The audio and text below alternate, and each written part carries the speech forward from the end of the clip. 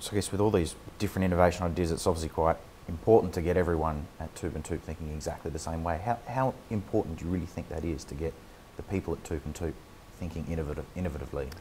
I think it comes back to your culture within your business. Culture is something that will always drive your business. And if you don't have the right culture, they're not going to get on board with you. So that's first and foremost. There's innovation in all forms, and part of innovation is certainly having the right culture to drive that. And I think, once again, it comes down to the energy that is in your business and the excitement that you have around what you're doing. And, you know, there are things that will go wrong within your business, but it's acknowledging that and being able to move it forward and instilling that in our internal client, which is our staff, and getting them to see that we can make mistakes, but we'll right the mistakes and move that forward, and that gives them the energy to know that we are on the right track, so they follow you. So that's what pushes you forward all the time. And I guess, you know, from our point of view now, 25 years into the business, we've probably overcomplicated our business. So we're right into the midst now of operation simplification. That's been our mantra for the last 12 months, is to really strip it right back and simplify what we're doing, because we've got all this beautiful technology, but we've got to be very careful that we just don't leave that to drive the business, because it takes a whole increment of things to do that, and no one thing happens in isolation.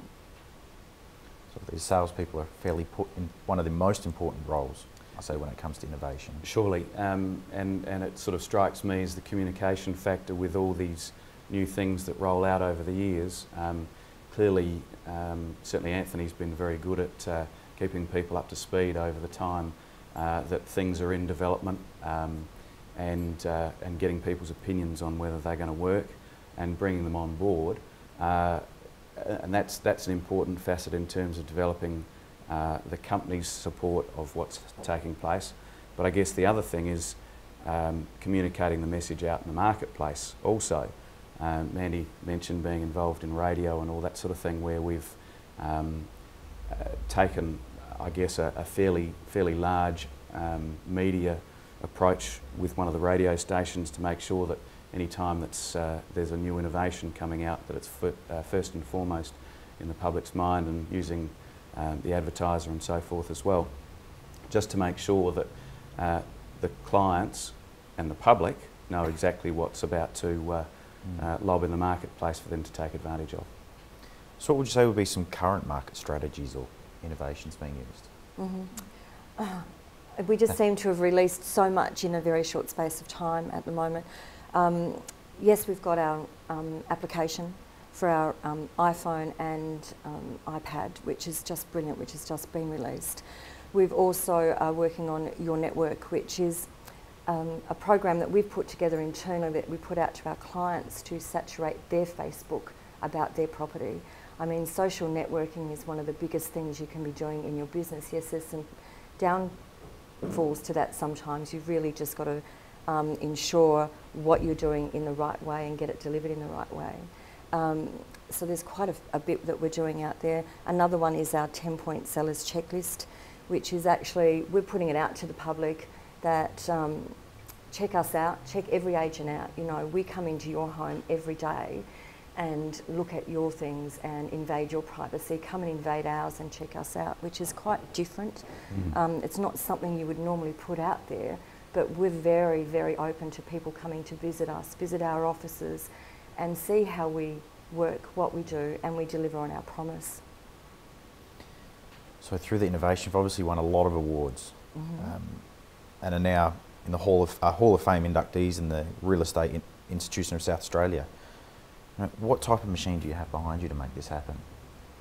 From a technical point of view, we have a very small team in IT. We have an IT manager who's just brilliant, and he has a support person. Of course, we have our TV guys that are here today, and we have a marketing team. So we only have a very small team. It's not a huge machine out there, but one small group of people can actually have the right timing and energy to get stuff done. And I think they're pretty passionate about what they do too, so they enjoy the change that we evoke. So we're never just doing one thing at any time. We've got many things on the go all the time, which keeps it interesting and exciting for them to keep going. Yeah. I think the other thing about that is that these people are all on staff. It's not an outsourced approach, which for a lot of things that TOOP+TOOP have undertaken over the years, the approach has been to bring people in to perform those tasks or create whatever it is that we're doing at the time, rather than outsource it, which is perhaps a slightly different approach for a lot of people. And the feeling that if you have people on board all the time, that you can use their time across 5 days a week to develop whatever innovation it is at the time much better than perhaps leaving it to an office somewhere else where you don't have access to what's going on. So not only in SA but nationwide, TOOP+TOOP are true leaders in the property market. And innovation, certainly with new products and new skills and getting properties out. What would you believe makes you stand out most? I think it is that we are different. We're just not a standard real estate agency, and that's not how we promote ourselves. And we believe our people are a class above. Like we consistently work with our people to give them the right skills to make them stand out. So we are also doing things inside to give them the right tools to put them out there. From an Australian-wide point of view, I think it's because we're not industry standard that people do talk about us. They do want to know what we're doing. Earlier this year, the real estate had their national awards here, and we were inundated with people wanting to visit our offices. I think we brought about 20 different people through in a day to visit our offices to see what we do differently. I mean, we have people at desks answering phones, so we do the basic stuff, but it's what goes on behind that and the thought pattern to what we do. And we're continually looking at what we do. It's not just cemented in and that's it, this is how we do it. We're continually looking and pulling it apart and putting it back together to make it better. Even just said to the point at the moment, we're really simplifying the business, and in doing that, we've brought out an outside consultant in to work with us to say, you go through our business and tell us where we can improve this and where we are going wrong. So you can't be too precious about that either. You've got to be very open to taking outside advice on what's going wrong. And I think that makes us stand out. From my experience and working in other real estates, from my training background, we certainly do stand out. And TOOP+TOOP are talked about everywhere you go, not just here in Adelaide. Actually, they're talked about more on the eastern seaboard than they are here in Adelaide. Why would you think the eastern seaboard? Like, why is it more spoken about there? I think probably because there's a bigger population. We can be in a little bubble here in South Australia. I worked that out when I first moved here. And everybody's always looking for someone to aspire to and to grow to. And when you look at TOOP+TOOP, we stand out and we're doing things differently. So people need to look to that to see how they can do things differently.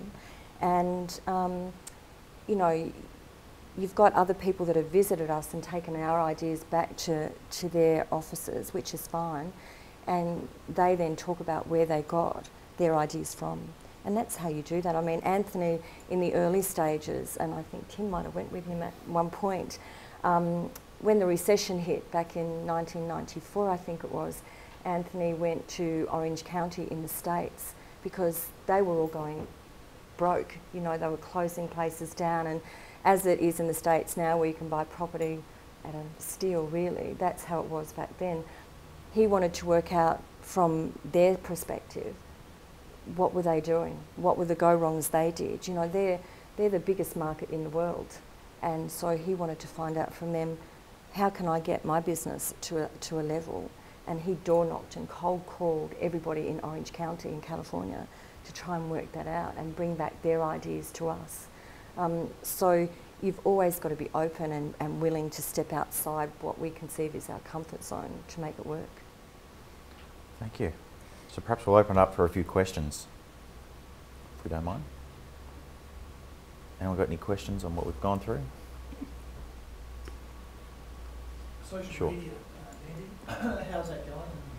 Obviously it's a new way of doing promoting your business. Has that been successful yet, or are we still early stages? Look, it's still in the early stages.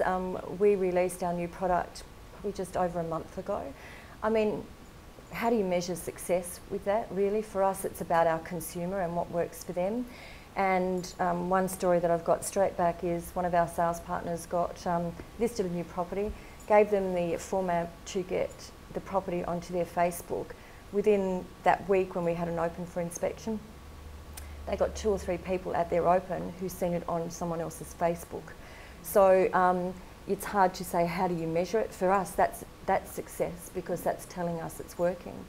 And you know, if Facebook was a country, it would be the 3rd biggest country in the world right now, and the biggest user of Facebook, believe it or not, are over 50. So it's really getting it out there to a wide form of generation that you probably wouldn't get. So it's one of those things that will continue to move. It's not one of those things that will stand still. So for the time, it's successful for us right now. We should also mention that it's email, Facebook, MySpace. Yes. Any of those social networks, people can have their links attached to, and rather than it be from a salesperson sending out more and more stuff, it's from the owners letting their network of people know, so they're not being constantly bombarded with stuff.